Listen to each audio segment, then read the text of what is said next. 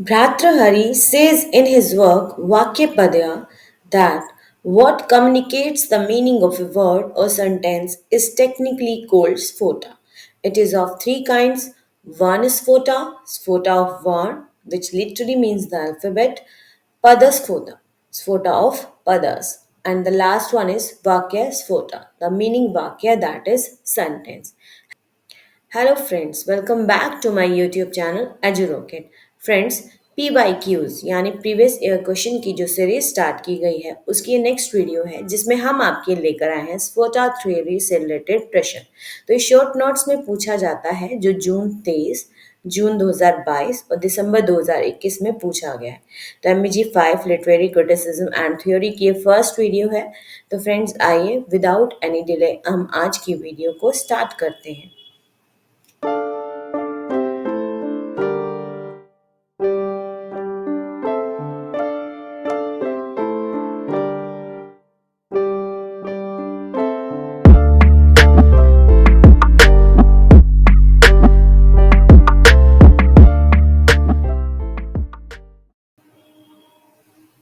तो friends, start करते हैं स्फोटा थ्योरी के ओरिजिन से।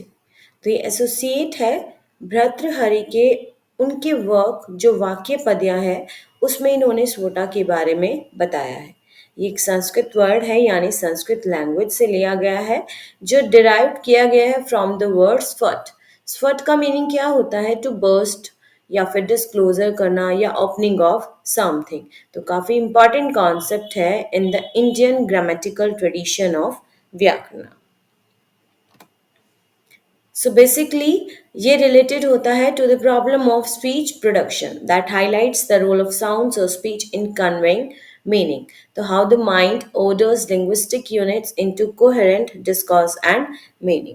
तो फ्रेंड्स, इसका मतलब ये है कि जब भी हम कुछ लेटर, वर्ड्स या सेंटेंस यानी कोई भी लिंग्विस्टिक यूनिट सुनते हैं तो हमारा माइंड क्या करता है? वो हेल्प करता है हमें इंटरप्रेट करने में by breaking the whole linguistic units into the simpler form so that हम इजीली उसको अंडरस्टैंड कर पाएं या उसका मीनिंग समझ पाएं।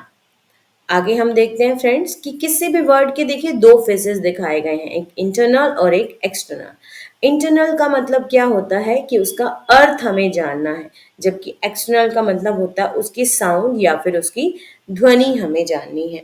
सो फ्रेंड्स, इस तरह की थ्योरी काफ़ी डिफरेंट है from the rest of theories क्योंकि इसमें मीनिंग जो है, देखिए यहाँ लिखा हुआ है this theory emphasises that meaning is not conveyed from the speaker to the listener, जिसमें मीनिंग जो है डायरेक्टली कन्वे नहीं किया जाता from the speaker to listener, बल्कि वो जो वर्ड स्पीकर ने कहे होते हैं वो एज अ स्टिमुलस उसके लिए काम करते हैं to uncover the meaning which was already present in the mind of speaker. So here this theory emphasizes that meaning is not conveyed from the speaker to the listener, rather spoken word serves as stimulus to reveal or uncover the meaning which was already present in the mind of the listener. तो friends, यहाँ पे listener को conscious बनाया जाता है through hearing sounds and the latent meaning is already present in the listener mind. So this is the basic concept of स्फोटा।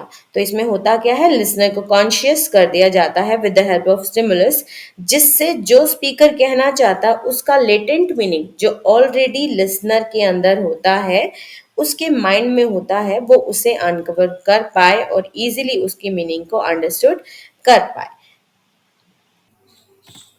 So friends, in Sphota, the revelation of the meaning of the text take place in his consciousness. Sphota can be seen as a communication device based on recognition of the truth of existence through a word or text in the hearer or speaker. Meaning of the text is perceived by a consciousness which lies beyond the analytical capacity of the external mind and carries itself all meanings, and as such its proper understanding requires a psychological experience.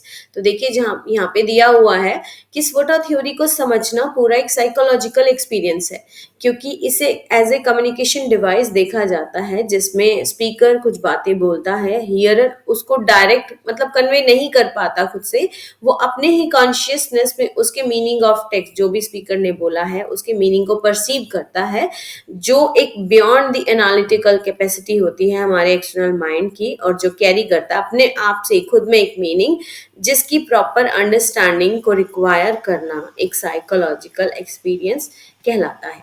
After that स्पोटा कोई sound नहीं है जो एक speaker बोलता है या जो हम सुनते हैं, बट वो साउंड है जो हम आर्टिकुलेट करते हैं। Articulate means ability to speak fluently. After that, what communicates the meaning of words or sentence is technically called sphota. Sphota utter नहीं किया जाता but perceived by the hearer. Sphota is the unifying principle that connects the words, the grammatical forms of the words and the meanings. तो ये सारी बातें उसी paragraph से related है जो अभी हमने आपको पीछे समझाया है। नेक्स्ट क्या है? थ्री काइंड्स होती है स्फोटा की, तीन प्रकार का होता है, वर्ण स्फोटा, पद स्फोटा एंड वाक्य स्फोटा। वन स्फोटा जो यानी रेफरेंस देता है to the meaning of letters या alphabets.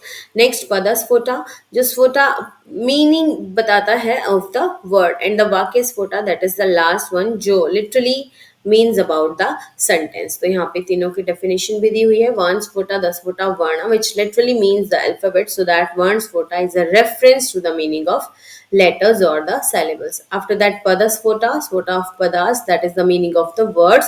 Vakya sphota, the meaning vakya, that is sentence. The philosophy behind this story is that since varnas, padas, and vakya are all momentary, particularly when spoken, they are forever passing as the next letter, words, or sentences uttered or produced.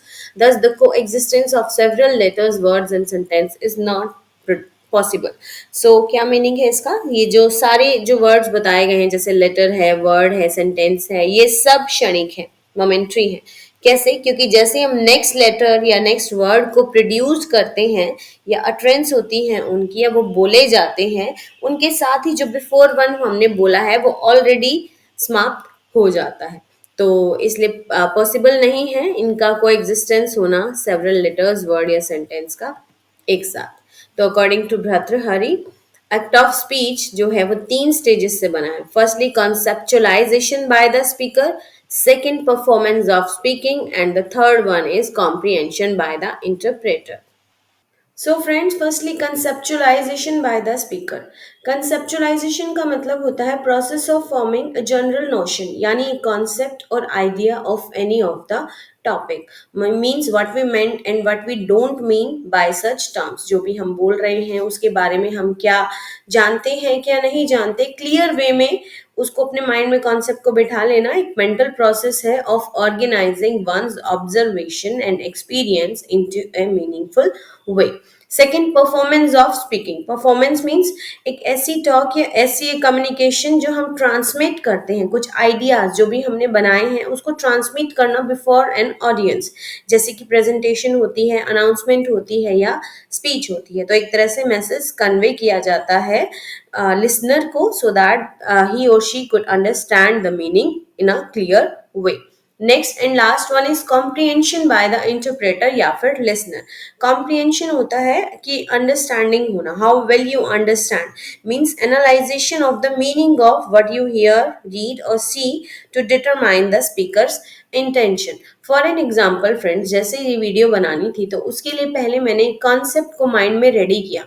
मैंने क्या मुझे पता था, क्या मुझे नहीं पता था, उन सबको एक ही प्रेजेंटेशन में शो किया। आफ्टर दैट उसकी परफॉर्मेंस जो मैं अब कर रही हूँ, जो आपके सामने अपना जो पॉइंट ऑफ व्यू है वो ट्रांसमिट कर रही हूँ, आप लोगों को बता रही हूँ। और इससे आप जितना भी समझेंगे, जो भी आपकी अंडरस्टैंडिंग होगी, जो आप एनालाइज करेंगे, कुछ अपने थॉट्स मिलाएंगे, कुछ मेरे ये थॉट्स को अपने थॉट्स में मैचअप करेंगे, तो ये कॉम्प्रिहेंशन होती है bye the interpreter. So friends, ये थी आज की वीडियो। अगर आपको ये वीडियो पसंद आई हो तो प्लीज इसे लाइक, शेयर और हमारे चैनल को सब्सक्राइब जरूर करें। मिलते हैं नेक्स्ट वीडियो में। Till then bye bye and take care. So thank you friends.